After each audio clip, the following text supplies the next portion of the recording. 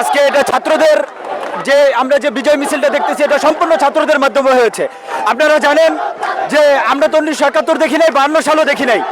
তখন আমরা শুনেছি, আমরা ইতিহাসের পাতায় পড়েছি, বইয়ের পাতায় পড়েছি। আপনারা বিষয়টা খেয়াল করবেন, লক্ষ্য করবেন যে ছাত্র জনতার মাধ্যমেই এই দেশের স্বাধীনতা অর্জন হয়েছিল। আজকে সেই আমরা 71 দেখি নাই, কিন্তু 2024-এর আজকে 5 আগস্ট ছাত্রদের মাধ্যমে আমরা এই বিজয় পেলাম।